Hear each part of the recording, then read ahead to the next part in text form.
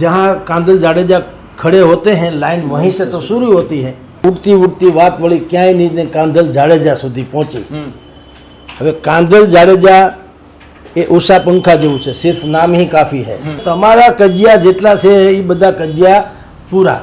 હવે હું છું અને સામેવાળા છે તો એ લોકોને એક સરનામું મળી ગયું, કાંઈ પણ નામ હોય તો સીધું છગડીઓ કાઉન્સ કરીને મોકલી દેવાનું કવર કાંદલ જાડેજાના નામે।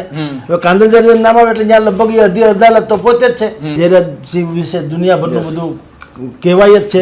પણ એ જો કહે છે એ પછી એના શત્રુ પણ સ્વીકારે ને કે બાપુ એક વખત બોલી ગયા તો વાત પૂરી, એમાં પછી ખામી નહીં। કાંદલભાઈ જાડેજા પધાર્યા છે આપણી વચ્ચે તો એવું આપણે સાંભળવા મળે।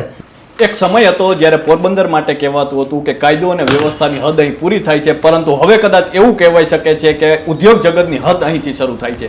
જી હા, આવું અમે એટલા માટે કહી રહ્યા છીએ કારણ કે પોરબંદરના કુતિયાણા બેઠકના ધારાસભ્ય કાંદલ જાડેજા છે તે તેમની ઔદ્યોગિક ક્ષેત્રમાં પણ હવે એન્ટ્રી થઈ છે, તેના કારણે હાલ ચર્ચાઓ થઈ રહી છે। ત્યારે ચર્ચાને લઈને વાત કરવા માટે આપણી સાથે વરિષ્ઠ પત્રકાર જગદીશ મહેતા સર જોડાઈ ચૂક્યા છે, તો આવો તેમની સાથે જ સીધી વાત કરીએ વાત ગુજરાતી પર। સર, સૌપ્રથમ તો વાત ગુજરાતીમાં આપનું ખૂબ ખૂબ સ્વાગત છે। નમસ્કાર સર, શું કહેશો કે પોરબંદરના દિગ્ગજ ધારાસભ્ય છે જેમનું નામ પોરબંદર સાથે કદાચ લેવું જ પડે એ પ્રકારનું નામ છે, એટલે કે કાંદલ જાડેજા, અને હવે તેમની ઔદ્યોગિક ક્ષેત્રે પણ એન્ટ્રી થઈ છે, કઈ રીતે જોઈ રહ્યા છો સર? જુઓ, લોહા લોહે કો કાટતા એ જે શોલે ફિલ્મનો ડાયલોગ છે એ પોરબંદરનો બીજ મંત્ર છે। ત્યાં આમ જ થાય, જે પાણીએ ચોખા ચડે એ જ પાણીએ ચડાવવા પડે, નહીતર અધકચરા રહે। પોરબંદરમાં પોતાનામાં ન્યાય જીઆઈડીસી 2-4 જીઆઈડીસી આડા આવડે, એમાંની એક જીઆઈડીસી નામ છે વનાળા। ત્યાં 100 જેટલા યુનિટ્સ છે ટોટલ। 2000ની સાલમાં આ વનાળા જે કહેવાય એ જીઆઈડીસીની સ્થાપના થઈ, અને મોટા ભાગના જે યુનિટ્સ છે એ ફિશના બિઝનેસને લાગે વળગે એવા છે। ફિશિસ એટલે માછલી, ઓકે, એક્સપોર્ટ્સ કરનારા। અને 100 યુનિટમાંથી 40 જેટલા યુનિટ તો એવા છે જેનું 200-500 કરોડનું ટર્નઓવર છે। પણ કરુણાની સૌથી મોટી ચરમસીમા તમે જુઓ, અત્યાર સુધી એટલે 2000ની સાલથી 2024ની સાલ સુધી જેનું પણ આની ઉપર સામ્રાજ્ય ચાલ્યું એક તરફી ચાલ્યું। ક્યારે ચૂંટણી ન થઈ અથવા તો ક્યારે થઈ એ કોઈને ખબર નથી। હા, કઈ સમરસની વાત નથી, પણ તમને કહી દે થઈ ગઈ ચૂંટણી, અમે જીતી ગયા, કરો આનંદ મંગળ। એટલે ક્યારે ચૂંટણી થઈ એ તો ખબર નથી, કોણે કરીને શું કામ થઈ રામ જાણે। જેના હાથમાં જે એમ કરીને વર્ષોથી એમને પેઢી દર પેઢીથી ચાલ્યું આવતું હતું। હવે એમાં વાત એવી વણસી, એ ભાઈનું નામ હતું દિલીપભાઈ સુંડાવદરા અને એના સુપુત્ર શ્રી, આ બંને ચેરમેન ને વાઇસ ચેરમેન આજીવન।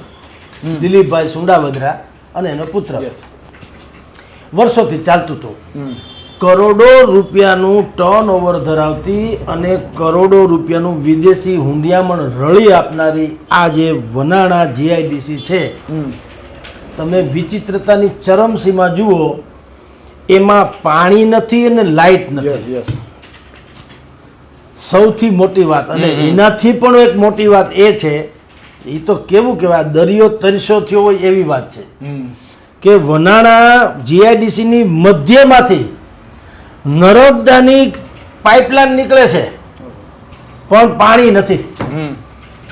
કલ્પના કરો, આ તો કેવું કહેવાય કે દરિયો તરસ્યો એના જેવી વાત છે કે આ જીઆઈડીસીના એ જ એરિયામાંથી, ત્યાંથી જ વચ્ચેથી જ નર્મદાની પાઇપલાઇન નીકળે છે પણ એને પાણી મળતું નથી। હવે આ વર્ષોથી આ પદ્ધતિ છે, એટલે લોકોએ પોતપોતાની રીતે જનરેટર વસાવ્યા છે, જ્યાં આવશ્યકતા જણાય ત્યાં લાઇટ જાય તો। ઇન્ડિવિજ્યુઅલ લાઇટ છે, સ્ટ્રીટ લાઇટ નથી। જીઆઈડીસીમાં સ્ટ્રીટ લાઇટ નથી।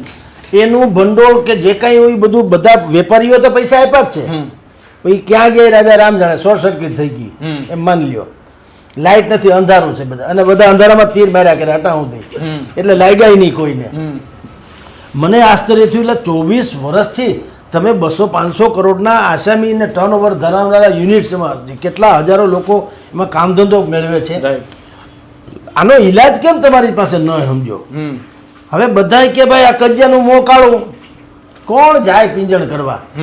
અને એ ડરતા હોય ને, કારણ કે અમુક માથાભારે લોકો છે તો એનું કોઈ નામ લેવાય ખુશી નથી. એ કે ભાઈ અમારે કંઈ કેવું નથી, પણ અટા સુધી જે હાલ્યું અંતે શું થયું? અંતે શોલે ફિલ્મ જેવું થયું. જે ઠાકોરને ખબર પડી કે આ બે જ મહાન ગુંડા છે એ ગબ્બરને ભારી પડે એમ છે. એટલે જે શકો તૈસાવાળી કરવા માટે થઈને જે માથાભારે લોકોનો અત્યાર સુધી વનાણા જીઆઈડીસીમાં એક હથ્થું સત્તા રહી એની અગેન્સ્ટમાં શું કરવું એવો એક તો પેલા વિચાર રજૂ થયો. એમાં ઉડતી વાત વળી ક્યાંય નહીં ને કાંધલ જાડેજા સુધી પહોંચી. હવે કાંધલ જાડેજા એ ઉષા પંખા જેવું છે, સિર્ફ નામ હી કાફી હૈ, એને બીજું કંઈ કરવાની જરૂર છે નહીં. અને એને આમાંથી કાંઈ પૈસો લઈ લેવો પડે એટલો બધો કાંધલ જાડેજા કાંઈ નબળા નથી, આપણે જાણીએ છીએ બાકી બધું. પણ વાત એને ત્યાં આવી એટલે, કારણ કે એનો મતક્ષેત્રમાં આ જીઆઈડીસી આવે છે અને કાંધલ જાડેજાને કોઈ પક્ષના પણ સરહદો નડતી નથી. એ ગમે તે પક્ષમાં હોય કે ન હોય, એ સ્વયં એક પક્ષ છે અને જીતે છે, આપણી નજર સામે છે. એટલે કાંધલ જાડેજા આવ્યા એટલે વેપારીઓ ભેગા થયા. આ વાત છે 12મી ડિસેમ્બરની, 2-4-5 દિવસ પહેલાની. 12મી ડિસેમ્બરે કાંધલ જાડેજા આણી મંડળી એ બધા ત્યાં જીઆઈડીસીમાં આવ્યા. વેપારીઓ 60 જેટલા ભેગા થયા અને બધાએ કીધું શું કરવું જોઈએ. એટલે ઓલાએ તો બોલે સો નિહાલ સસ્ત્રી એકાલ, બીજું તો શું કરવાનું હોય. એટલે કાંધલ જાડેજાને બધાએ કીધું ભાઈ તમે આના ચેરમેન બનો, અમને કાંઈ વાંધો નથી. હવે અત્યારે લીગાલિટી પ્રમાણે ફોર્મ્યુલાટી બધી બાકી છે કે વર્તમાનમાં જે ચેરમેન ને વાઇસ ચેરમેન છે એની પાસે નથી રાજીનામું લઈ લીધું, નથી ભાઈની વરણી થઈ ગઈ, નથી એણે લેટરહેડ ઉપર નામ આપી દીધું, નથી એનું સરઘસ નીકળ્યું, નથી કાંઈ. પણ ત્યાં તો મેં કીધું તેમ અઠે દ્વારકા જેવી તો વ્યવસ્થા છે જ, જहाँ કાંધલ જાડેજા ખડે હોતે हैं लाइन वहीं से तो शुरू होती है. એટલે એણે કહી દીધું કે આજથી હું પ્રમુખ અને હવે તમારા કજિયા જેટલા છે એ બધા કજિયા પૂરા, હવે હું છું અને સામેવાળા છે. એટલે આમ જુઓ તો આ કાંટાને કાઢે, આપણા પગમાં કાંટો લાગ્યો તો સૂળથી કાંટાથી જ નીકળે. એવી રીતે અત્યારે તો આ વનાણા જે જીઆઈડીસીમાં વ્યવસ્થા થઈ છે, જે રીતે વર્ષો પહેલાં તમે જુઓ આ પોરબંદરની એક ડીએનએ ટેસ્ટ છે, એમાં આવું જ હોય. વર્ષો પહેલાં ત્યાં મહંત વિજયદાસજીનો દબદબો હતો. હવે એ દબદબો તોડવા 1990ના આળેગાળીની વાત કરું છું, ત્યારે તમારો જન્મ નહીં હોય. એ દબદબો તોડવા ચિમનભાઈ પટેલે સંતોકબેન જાડેજાને મેદાનમાં ઉતાર્યા હતા એ બેઠક ઉપરથી. અને સંતોકબેન જાડેજાને ઉતાર્યા પછી શિકાયત તો જે એ જમાનામાં તો બેલેટ પેપરથી ચૂંટણી થતી, એટલે એટલા બધા ઘણા બધા એવા આક્ષેપો થયા કે આખું બૂથ કેપ્ચરિંગ થયું, બૂથ કેપ્ચરિંગ. તો એ કોઈને ન્યા નવાઈ લાગતી નહીં. બૂથ કેપ્ચરિંગ ન થાય તો જ નવાઈ લાગતી, કે થાય જ ને એમ કે એમ. એટલે એક તો એ થયેલું, પણ સંતોકબેન ટૂંકમાં જીતી ગયા. ત્યાર પછીથી આ જાડેજા પરિવાર તમે જે કહો છો એનું રાજકારણમાં પદાર્પણ થયું. એમ વિજય મોહનદાસજીનો દબદબો હટાવવા જે રીતે ચિમનભાઈ પટેલે સંતોકબેનને રાજકારણમાં એન્ટ્રી અપાવડાવી, એવી રીતે વનાણા જીઆઈડીસીમાં જેનો પણ અત્યાર સુધી દબદબો રહ્યો એનો દબદબો ખતમ કરવા વેપારી લોકોએ કાંધલ જાડેજાને મેદાનમાં ઉતાર્યા. જી સર, કાંધલ જાડેજાએ સ્ટેટમેન્ટ પણ આપ્યું છે કે હવે વીજળી અને પાણીનું મારા પર છોડી દો. અને આગળ ઉપર સર આપણે જોયું છે કે કાંધલ જાડેજા સ્વખર્ચે ખેડૂતોને પાણી પહોંચાડ્યું, એવા અનેક પ્રકારના દાખલાઓ આપણે પણ જોયા છે. તો સર શું કહેશો આને લઈને? જુઓ, લોકોનો ભરોસો છે ને સાહેબ હવે વ્હાઇટ કોલર જોબ ઉપરથી, વ્હાઇટ કોલરવાળા ઉપરથી ઓછો થતો જાય છે. કારણ કે વાયદાનો વેપાર કરનારા લોકો આજ સુધી કંઈ કરતા નથી. 2000ની સાલમાં જો જીઆઈડીસી થયું 2024 સુધી કોણે વચન તો કોણે નહીં આપ્યા હોય, બધાએ આપ્યા જ હશે. પણ શું સ્થિતિ છે આપણે જાણીએ છીએ. કાંધલ જાડેજા વિશે તો એવું કહેવાય છે કે જ્યારે ખેડૂતોને કંઈક પાણી નહોતું મળતું સરકાર આપીને ત્યારે પોતાના ખર્ચે, પછી બીજા લોકો એના ટીકાકારો શું કહે છે કે પોતાનો ન કયો, બીજાના પૈસા પડાવી લીધા એ કયો. અરે જે હોય તે આપણે ક્યાં કહીએ છીએ શું છે, પણ કમસે કમ એણે પાણીથી વંચિત ન રાખ્યા ખેડૂતોને, પાણી પૂરું તો પાડ્યું પોતાના ખર્ચે, રાઈટ. એવી રીતે અહીંયા એણે સૌથી પહેલા પ્રશ્નો તો અનેકો છે, પણ એમાંના બે મુખ્ય પ્રશ્નો છે પાણી અને વીજળી. તો ભાઈએ કીધું જ કે ભાઈ આ જે સમસ્યા છે કેમ આમ છે, તો કીધું ભાઈ વર્ષોથી છે, આ તો આનો મેળ જ પડે એમ નથી. કાંધલ જાડેજાએ કીધું હવે એ છે ને હું છું ફોડી લઈશ. અને આપણે બધા જાણીએ છીએ કે લોકોને ભરોસો આવા લોકો ઉપર શું કામ થાય છે? કારણ કે વિઠ્ઠલ રાદડિયા પણ પોતાની સ્ટાઇલથી કામ કઢાવવા માટે થઈને પંકાયેલા હતા. આ સરકાર હોય કે તંત્ર હોય સરકારી, એ બહુ તમે જો મીઠી વાત કરો ને અથવા તો વિનમ્રતાથી વાત કરો તો માનતી નથી હોતી. એને પછી જેસો કે તેસાવાળી થાય તો જ માનતા હોય છે અને તો જ એના કામ થતા હોય છે. રાહત ઇન્દોરી કહે છે ને કે સિર્ફ ખંજર ही नहीं आंखों में पानी चाहिए, सिर्फ खंजर ही नहीं आंखों में पानी चाहिए, ओ खुदा दुश्मन भी हमें खानदानी चाहिए.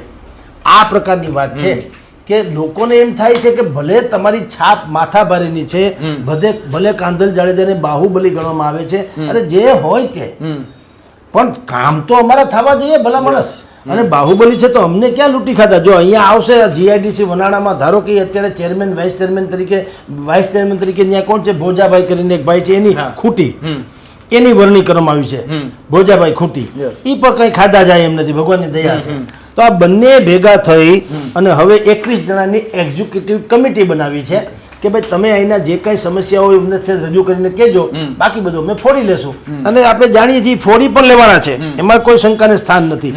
આમ વર્ષો જૂની એક જે સિસ્ટમમાં ખામી હતી, એ ખામી હવે આ બંને ભાઈઓના કંધા ઉપર આવી ગઈ છે. જે લોકો 100 જેટલા, એમાં 200 જેટલા યુનિટ્સ છે, એમાંથી જેટલા લોકોનું મોટું ટર્નઓવર છે 200-500 કરોડનું, એ લોકોને એવી આશા છે કે આપણે હવે સિંહ ઉપર સવારી કરી છે એટલે નક્કી કોકને ફાડી ખાશે સમસ્યાઓ. જી સર, પોરબંદરની વાત કરીએ તો પોરબંદરમાં હજી ઔદ્યોગિક ક્ષેત્રે આપણે જોઈએ તો વિકાસ થવો બાકી છે અથવા થઈ શકે છે. તો સર, કાંધલ જાડેજાના ઔદ્યોગિક ક્ષેત્રે એન્ટ્રીથી કઈ ફેર પડી શકે છે? જો કાંધલ જાડેજા હવે ખાલી કાંધલ જાડેજા નહીં, પોરબંદરના જે કેટલાક નામચીન ગેંગસ્ટર્સ હતા એ બધાએ હવે થોડુંક ડાયવર્ટ કર્યું છે પોતાની લાઈફસ્ટાઈલ. અગાઉ એવું હતું માર ધાડ ને જીવે દાતાર, બરાબર, ગમે એમ કે તું મને માર કે હું તને મારું, જે બચી જાય ભાઈડો. હવે એવું થોડુંક નથી રહ્યું, કારણ કે પેલા બધા પાસે ખાલી છાતી હતી ને બાહુબલી જ હતા. હવે બાહુબલ ઉપરાંત ધનબલ પણ લોકો પાસે આવી ગયું છે. એટલે હવે એના બધા એટલા બધા મોટા ધંધા અને નામ થઈ ગયા છે કે કોઈને હવે આવી રીતે જેલમાં 15-20 વર્ષ કાપવા પડે યા કોઈને એના માટે ભલામણ કરવી પડે, કોઈને ગમતું નથી કે ભાઈ આ બધું આફ્ટર ઓલ કરીએ છીએ કોના માટે? આ લોકો કોઈના બાપથી ડરતા નથી જેલ સિવાય. જેલ વાસે ને પોહાય એમ નથી, કારણ કે હવે એક તો તમારી સુવાળી લાઈફસ્ટાઈલ થઈ ગઈ છે. પેલા તો હતું તમારું બારવટિયા જેવું કે તમે ખુદ ત્યાં ડુંગરા ખૂંદતા હતા તબડક ઘોડા ઉપર, ને તમને ધૂળ ઉડે તે વાંધો નહોતો આવતો, ખાખરાની હેઠે તમને ઊંઘ આવી જતી હતી પાણાના ઓશિકા ઉપર. હવે એવું તો છે નહીં, તમને ગલગલિયા થાય છે કારણ કે તમે હંધી સાહેબીઓ દોમ માણી લીધી છે, પૈસાની કોઈ તાણ નથી, નાખા માગ નથી, એટલા પૈસા ગમે ત્યાંથી ટપકી પડે છે. તમારી ખાલી ½ કરોડ ડપ મરે ઓલા ચિત્રા બાબાની જેમ, તમારું નામ પડે ત્યાંથી તમારે ઢીગલો આવી જ જવાનું છે. તો આ બધું છે. એટલે હવે બધા લોકોની કહું છું, બધી જ જેટલા લોકો છે ગેંગ બધી હતી એને હવે થોડું ડાયવર્ટ કર્યું. કોઈને જેલમાં જવું પોહાય એમ નથી. હવે એ લોકો ભાડુતી માણસો રાખે છે બુદ્ધિપૂર્વક. ધારો કે કોઈ કાળું થોડું કામ કરવું હોય, કર્યા વગર છૂટકો ન હોય તો એના માણસો ભાડુતી રાખે. એ ભાડુતી એટલા હતું કે એને જેલમાં મેલમાં હરખું હોય, તું જેલમાં તું જે આવજે, તારું બધું વ્યવસ્થા તારા કુટુંબ ખાનદાનનું બધું કરી દેવું. પણ અમે નહીં, પછી કહેવાય ખરવાની ગેંગનો માણસ, એટલે ધા કરીએ પણ પોતે ક્યાંય હલવાય નહીં. આવી હવે પ્રોક્સી વોર જેને કહી શકાય, બુદ્ધિપૂર્વકનું રિમોટ કંટ્રોલ વાળું એ પ્રકારનું ગેંગ હવે બધી થઈ ગઈ છે ઓપરેટ થનારી. એટલે અત્યારે ભાઈએ જીઆઈડીસીમાં પદાર્પણ કર્યું, હવે વધારે થોડાક હોવાળા થાય, પછી શક્ય છે પછી ચેમ્બર ઓફ કોમર્સમાં આવે, પછી એથી આગળ વધે તો વધી કે હવે ભવિષ્યમાં આપણે જોવું કે કદાચ એવું ટાઇટલ આવે તો ના નહીં કે આજે મહાજન શ્રી કાંદલભાઈ જાડેજા પધાર્યા છે આપણી વચ્ચે, તો એવું આપણે સાંભળવા મળે. અને જો બીજી વાત છે, વાલ્મીકી ઋષિ છે ને પેલા વાલિયો લૂંટારો હતો, તો વાલિયા લૂંટારાને જો વાલ્મીકી થવાની છૂટ હોય તો અત્યારના જે તથાકથિત બાહુબલીથી માંડીને જેટલા લોકો એને સુધરવાની અવકાશ હોય તો એમાં જરાય ખોટું નથી. અને બીજું, જે કેટલાક વ્હાઇટ કોલર રાજકારણીઓ છે એ તો નહીં પકડાયેલા કાંધલ છે ને, એ નહીં પકડાયેલા કાંધલ છે, સમજો. આ તો છીંડે ચડેલો ચોર છે એમ કહો તો હાલે. કાંધલ જાડેજા એટલે શું, સરમણ જાડેજા એટલે મુંજા એટલે શું, સંતોકબેન જાડેજા એટલે પંકાયેલા માણસો. તો બીજા ક્યાં કઈ છે કામધેનુ ગાય જેવા પવિત્ર છે? એનાય કારનામાં દુનિયાભરના છે, એ બહાર નથી આવ્યા. એને બુદ્ધિપૂર્વક પોતાનું હંધું આમ ઓલા હેળાની જેમ રાખ્યું, માથે કાંટા ને પોતે હેઠે એ શિકાર કરીને આમ મોઢું છુપાવી દે, ઉપર કાંટા હોય એને કોઈ કઈ કરી ન શકે એમ બીજા બધા વ્યવસ્થા કરી. આ લોકોએ જે તે સમયે ખુલ્લેઆમ કર્યું. પણ જો એ કાંધલ જાડેજા આ જે કહેવાય વનાણા જીઆઈડીસીથી શરૂ કરી અને ઔદ્યોગિક ક્ષેત્રે અથવા તો વેપાર ધંધાની ક્ષેત્રે આગળ વધવા માગતા હોય અથવા તો એણે પદાર્પણ કર્યું હોય તો આપણે કમસે કમ શાંતિ એટલી જ રાખીએ. આપણે ઘણાને કહીએ છીએ ને કે આપણા મિત્રો ભયંકર સુખી થાય એ વધુ સારું. તો કેમ તમને પૈસા ઉછીને આપશે કે ના, પણ માગશે તો નહીં, આપે નહીં તો ગળ્યો, માગે તો નહીં. એવી રીતે આ માણસ કામ ધંધે ચડી જાય તો બીજી ભયભત જે કાંઈ ચાલે છે એ તો ઓછું થશે અમસ્તું પણ, અને બલકે સુરક્ષા મળશે. કારણ કે એની ધાક તો એવી છે જ, કાલાવાળા કોઈ વેપાર ધંધાને કોઈ પણ વેપારીને કોઈ મુશ્કેલી પડે તો હવે એ એના ઓથોરાઇઝ પદાધિકારી થઈ ગયા. જીઆઈડીસીમાં કાલ સવારે કાંઈ પણ ડખો થાય, કોઈ પેમેન્ટ અટકાવી દે, કોઈ જીબી વાળા હેરાન કરે, કોઈ પાણીવાળા હેરાન કરે, સફાઈ કામદાર હેરાન કરે, બીજું કાંઈ પણ પ્રોબ્લેમ આવે હવે તો એ લોકોને એક સરનામું મળી ગયું, કાંઈ પણ નામ હોય તો સીધું છગડીઓ કાઉન્સ કરીને મોકલી દેવાનું, કવર કાંધલ જાડેજાના નામે. હવે કાંધલ જાડેજાનું નામ આવે એટલે જ્યાં લગભગ એ અડધી અદાલત તો પોતે જ છે. એટલે એવી રીતે એ ભાઈ આવ્યા જીઆઈડીસીમાં તો કાંઈ ખોટું નથી. આવી રીતે હું તો કોઈ ટર્ન ઓવર થઈ જતું તો વેલ એન્ડ ગુડ, એમાં શું ખોટું છે? જી સર, આપણે જોઈએ તો કાંધલ જાડેજાએ એવું પણ કહ્યું છે કે હું જે કામ હાથમાં લઉં છું તે કરીને જ રહું છું, એ મારી ખાસિયત છે. આ પ્રકારનું સ્ટેટમેન્ટ પણ આપ્યું છે. સર, અને આપણે એવી અનેક બેઠકો જોઈએ કે જે વ્યક્તિના નામથી ઓળખાય છે, પછી ગોંડલ હોય, જેતપુર હોય કે પછી કુતિયાણા હોય કે પોરબંદર હોય, તો સર શું કહેશો કે એને લઈને સર શું કહેશો? જુઓ, દળ ફરે વાદળ ફરે, ફરે નદીના પૂર, સુરા બોલ્યા ના ફરે પશ્ચિમ ઉગે સૂર. આને તમે જે ગણો બોલ્યું તો પાળે જ, કારણ કે આ એના ઉપર તો માથાકૂટ છે બધી. આપણે આવી જ કેસ છે જે ગોંડલનો, ત્યાંય જયરાજસિંહ વિશે દુનિયાભરનું બધું કહેવાય જ છે. પણ એ જો કે છે એ પછી એના શત્રુ પણ સ્વીકારે ને કે બાપુ એક વખત બોલી ગયા તો વાત પૂરી, એમાં પછી ખામી નહીં. તો એ તો છે ને આજના જમાનામાં સૌથી મોટો દુષ્કાળ જો કોઈ હોય તો બે ઓરાનો છે દુષ્કાળ, બે પદ્ધતિનો, એક નૈતિકતાનો દુષ્કાળ ને બીજો ભરોસાનો. કોઈને વાયદા વચન પાળવા જ નથી, એનું શું કરી લેવું? તમને લેખિતમાં ઢંઢેરો આપે, તમે ચૂંટણી ઢંઢેરો તો લેખિતમાં હોય છે ને, તોય નથી પાડવો એનું શું કરી લેવું? કારણ કે નાક હોય તો તમારી ઉપર ઉપાધિ છે ને, નાક તો ખાલી ચશ્મા પહેરવા જ રાખ્યા છે. હવે કોઈને ઇજ્જત જેવી તો વ્યવસ્થા નથી. એટલે તમને કહું, લોકોએ હવે ટ્રાન્સફર થઈ ગયા છે. તમે જુઓ આ બધી પિક્ચરો જે હિટ જાય છે, પુષ્પા 2 કે બાહુબલી, શું કામ? કાયદો હાથમાં લે એ લોકોનું સામ્રાજ્ય છે એવું બધા માનવા માંડ્યા છે. નહીં તો ન કહે ભાઈ આવા માણસ ન હોવા જોઈએ. જો શિષ્ટ સમાજ આપણે હોત, આપણે સુદૃઢ સમાજ હોઈએ, આપણે બધા શાંતિને એખલાસમાં માનનારા, તો આવા પિક્ચર હિટ ન જ આવવા જોઈએ. કે ભાઈ આવી રીતે કોઈ દી હોય કે તમે કાયદો લઈને બધાને ફૂંકી મારો, ઢઢ કરીને આવું હાલતું છે. પણ નહીં, લોકો સમજે કે નહીં આ જ સાચું છે. કારણ કે એવા લોકોની ઉપર તો કોઈ તમે કંઈ કરી શકતા નથી. તમારે તો અમારે સામાન્ય માણસ રોંગ સાઈડમાં 2 ટુ વ્હીલર લઈને જાય, એ હોસ્પિટલે એની બેન દીકરી કે મા બાપને ટિફિન આપવા જતો હોય, પણ હવે રોંગ સાઈડમાં ગયો ને એને ઉતાવળ હોય પહોંચવાની, તમારે તો 20-50 રૂપિયા તોડી લેવા છે. તમારામાં માનવતાનો છાંટો છે નહીં. બાકી તમારે અહીંયા દારૂના અડ્ડા હાલે એનો વાંધો નથી, પણ તમે દૂધવાળો થઈને રોંગ સાઈડમાં આવ્યો તો તમારી બધી દંડ લઈ લેવાનો છે. તો આ જે અરાજકતા લોકો જુએ છે, ધોળા ડગલાવાળા ડોક્ટરો ખૂન કરે તો એનું કાં તમે રેવડી નથી કાઢતા, બાકી બધાના વરઘોડા કાઢો છો. આ ખ્યાતિ કાંતિ 12 જણાને મારી નાખ્યા એવું પોતે કબીલું કે 12 જણાને તો મારી નાખ્યા. આ તો પકડાયેલી વાતો છે. તો 12નો મર્ડરર જે કહેવાય ડોક્ટર, એ જ્યારે પોલીસ સ્ટેશનમાં આવ્યો ત્યારે પોલીસ વાળાએ ઊભો થઈ, કોન્સ્ટેબલે એને ખુરશી આપી, સાહેબ બેહો અહીંયા, લ્યો આલો. આવું જ્યારે તમે હું નજરે જોઈએ છીએ ત્યારે આપણને લાગે કે પુષ્પા 2 જ હોવું જોઈએ. કાંધલ જાડેજા જ હાલે આમાં, જયરાજસિંહ સિવાય કોનો મેળ નહીં પડે. લોકો હવે એવી રીતે માનવા માંડ્યા. કારણ કે તમારે ને મારે જીવવું હોય તો હવે આપણે આપણી સલામતી પોતે જાળવવાનો વખત આવી ગયો. તમે જુઓ અહીંયા પાટીદારોએ મોરબીમાં શું કામ કીધું મને 500 રિવોલ્વરનું લાયસન્સ આપો, શું કામ? નહીં તો ન કે ભાઈ આવી કાયદોની વ્યવસ્થા તો છે, તો છાતી ન કૂટી લે કે વાહ ભાઈ વાહ, અમારે તો 52ની છાતી ફૂલાવી ન ફરે કે ભાઈ પોલીસ છે અમારે કઈ પણ ખબર છે કે આ તો સત્યાનાશનો પાયો છે. પોલીસ તો ખાલી બુદ્ધિપૂર્વકનો હવાલા જ પાડે છે. તો એટલે હવે લોકો કાયદો હાથમાં લેતા થયા, અથવા તો કાયદો હાથમાં લેનારાને માનતા થયા. એના આ બધા પિક્ચરો હિટ જાય છે ને આ તમે હું જે સિચ્યુએશન પણ હિટ જાય છે. એટલે તમને કહું છું કે જે કાંઈ પરિસ્થિતિ છે એ માનસિક બદલાવ આવતો જાય છે. એ બહુ શોચનીય વાત છે સરકાર લેવલે, કે તમારામાં એવી શું ત્રુટિ છે કે લોકોને એમ લાગે છે કે તમારા કરતાં તો ઓલા કે ને કે મન મેલા ને તન ઉજળા, બગલા કપટી અંગ ને એથી તો કાગા ભલા તન મન એક જ રંગ. કાંધલ જાડેજા શું છે એની વ્યાખ્યા કરવાની જરૂર નથી. બીજા બધા ધોળા બગલા જેવાની વ્યાખ્યા હોય કાંઈક ને નીકળે કાંઈક, એ આપણે જાણીએ છીએ. આનામાં ઈ તો કન્ફર્મ છે ભાઈ, શું એની માનસિકતા હું છે આખા જગતને ખબર છે. તો શું ખોટું છે માણસ ખબર પડે, પણ ત્યાં જાઓ સમજીને જાજો. ઈ તો કન્ફર્મ છે, ત્યાં ખોટું હાલશે નહીં. તો એટલું તો કન્ફર્મ છે. એટલે આપને કહું છું કે અત્યારે લોકોની માનસિકતા બદલાતી જાય એટલી હદે અરાજકતા પ્રવર્તી રહી છે. સરકાર માટે આ શોચનીય વાત છે, ખાસ કરીને ગુજરાત જેવા રાજ્યમાં. આ શાંત સલામત ને વિકસતું રાજ્ય છે અને દેશના ઔદ્યોગિકથી માંડીને બધી રીતે વિકાસમાં જે 2-3 રાજ્યો જેનો સિંહ ફાળો કહી શકાય, પંજાબ પછી તો ગુજરાત જેવું, ગુજરાત તે બાકી મહારાષ્ટ્ર, તો આવા રાજ્યમાં આવી અરાજકતા હોય કે લોકોને હવે તમારી ઉપરથી ભરોસો ઉઠી જાય અને ભલે બાહુબલી કહેવાતા હોય કે માથાભારે કહેવાતા હોય, લોકો એના ભરોસે રહેવા માંડી જાય. This is too much. અને એ ગાંધીની ભૂમિમાં પોરબંદરમાં આવું થઈ રહ્યું છે, બીજે શું નહીં હોય તમે સમજી લો. આ રાજ્ય સરકાર માટે શોચનીય વાત છે અને ગુજરાતની જનતા માટે જે પ્રજા છે એના માટે તમને કોઈ ધડારૂપ ઘટના છે. જી સર, છેલ્લો પ્રશ્ન છે, પોરબંદરને આનાથી ફાયદો થઈ શકે છે અને થઈ શકે છે, શું થઈ શકે છે ઔદ્યોગિક ક્ષેત્રે ખાસ કરીને? ફાયદો સાહેબ, જો એમાં અલગ અલગ પરિસ્થિતિ છે, થવાનો તો ફાયદો જ છે.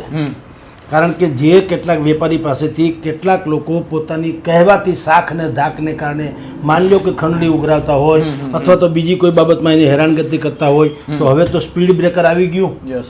દાખલા તરીકે હવે તમે આજ પછી ક્યારે નહીં સાંભળો કે વનાણામાં કોઈ આવીને કોલર ઊંચા કરી ગયો, ધમકી આપી ગયો. હવે ન્યાના વેપારી કોલર ઊંચા કરીને ફરશે. તમે લખી રાખજો. શું કામ? કે એને મળી ગયું એક આ પ્રકારનું રક્ષણ, બરાબર, કવચ મળી ગયું કાંદલ જાડેજા નામે. તો પોરબંદરમાં આવા આસપાસમાં જેટલા પણ ઔદ્યોગિક છે, સિમેન્ટ ફેક્ટરીઓથી માંડીને બાકી બધું, તો ત્યાં આવા પ્રોબ્લેમો અનેક છે. ત્યાં મારધાડને જીવે દાતાર. પોતાની શક્તિ હોય તો તમે જીવી શકો. તંત્ર પાંગળું છે, તંત્ર પાસે કાંઈ છે નહીં. તંત્ર પોપટિયું છે. એને તો ઉપરથી કહે ત્યારે એ ટવકો કરે, ન કરે ત્યારે બેસી જાય પોતાના માળામાં. પણ આ એક જે છે, આ લોકો જે પોતાની દબદબો જળવાઈ રાખ્યો છે અને સરકાર જેવું ચલાવે છે, ભલે લોકો એમ કે ભાઈ આપણા જેવા લોકોએ આને પ્રોત્સાહિત ન કરવા જોઈએ, પણ હું એમ કહું તમે પેલા ઓલાને દાબમાં રાખો. અરાજક તંત્ર જે બાકાયદા પોલીસનો ડ્રેસ પહેરીને પણ પ્રજાની રક્ષણ નથી કરી શકતા, તમે જો એને ઠપકો ન આપી શકતા હોય તો કાંદલ જાડેજાને સ્વીકારવામાં જરાય વાંધો હોઈ શકે નહીં. આ લોકો અમથા મેં કીધું એમ તો ત્યાં જાય છે. એટલે પોરબંદરને તો ફાયદો થવાનો છે. આ પહેલી એન્ટ્રી છે. હજી કદાચિત બીજા બે ઔદ્યોગિક કે વેપારી સંગઠનોમાં પણ એ આવશે. આ આવશે એટલે એના રાઇવલ વાળા પણ આવશે. આમાં ખાલી કાંદલ જાડેજા આવશે એવું નહીં. કાંદલ જાડેજાની રાઇવલ ગેંગ જે છે, કારણ કે દરેકને પોતાનો પ્રભાવ તો હવે બે વસ્તુ પોરબંદરમાં પૈસા કટકટાવાનું હવે ઓછું છે. બીજી રીતે કહું તો કારણ કે પોતાની પાસે એટલા બધા ધંધા ધાપા થઈ ગયા છે, પણ હવે છે એ વર્ચસ્વની ને શાખની લડાઈ છે. તો કાંદલ જાડેજા ધારો કે 5 વખત એનું આગળ માની લો કે સરઘસ નીકળે સન્માન થાય, એટલે સામેવાળી ગેંગ છે એને એમ થાય તો પછી આપણે બીજી એક જીઆઈડીસી આપણે પકડો. અત્યારે પોરબંદરમાં જે જીઆઈડીસી છે એમાં રામદેવભાઈ મોઢવાડિયા છે, અર્જુન મોઢવાડિયાનો ભાઈ, એ ચેરમેન છે. હવે એ અત્યારે ભારતીય જનતા પાર્ટીમાં છે. હવે ન્યાય કાંઈક ખેલ પાડવો હશે તો બુદ્ધિપૂર્વક એ ખેલ પાડશે. એ એવી તો 3-4 છે આડા આવડી જીઆઈડીસી. તો જે જીઆઈડીસી તો જીઆઈડીસી, ચેમ્બર ઓફ કોમર્સ તો ચેમ્બર ઓફ કોમર્સ, બાકીને કોઈ ફલાણા આપણે જેમ રાજકોટમાં છે અલગ અલગ દાણા મંડળ, દાણાનું પણ વેપારી મંડળ છે, દાણા બજારનું છે, કટલરી વાળાનું છે, બધાનું છે અલગ અલગ. એવી રીતના જે કોઈ વેપારી એસોસિએશન છે હવે એમાં આ લોકો ઝુકાવશે કે ભાઈ એના ચેરમેન તરીકે હામે હરકે હરકાન રાખો તો શું થાય કે પ્રશ્નો હલ થઈ જાય. કારણ કે તંત્ર જે છે એટલું જાડી ચામડીનું છે, કોઈના બાપનું હકારે એમ નથી. એને તો કાટલો પકડે એને જ એ લોકો જવાબ આપે છે. તો હવે આ પ્રકારના જે લોકો આવ્યા છે કાંદલથી માંડીને બધાય ક્રમશઃ આવશે. પોરબંદરને જરાય નુકસાન નથી, હું તો એમ માનું છું. સર, આપનો કિંમતી સમય આપો બદલ ખૂબ ખૂબ આભાર. તો આ હતા વરિષ્ઠ પત્રકાર જગદીશ મહેતા સર. અને સરે જે રીતે વાત કરી કે કાંદલ જાડેજાની રાજકીય સાથે સાથે ઔદ્યોગિક ક્ષેત્રે પણ એન્ટ્રી થઈ છે અને તેના કારણે અનેક પોરબંદરને ફાયદા થઈ શકે છે અને પોરબંદરની તાસીર પ્રમાણે જે છે તમામ પ્રકારની પ્રતિક્રિયાઓ આવી રહી છે. તો અત્યારે બસ આટલું જ. ફરી મળતા રહીશું વાત ગુજરાતી પર.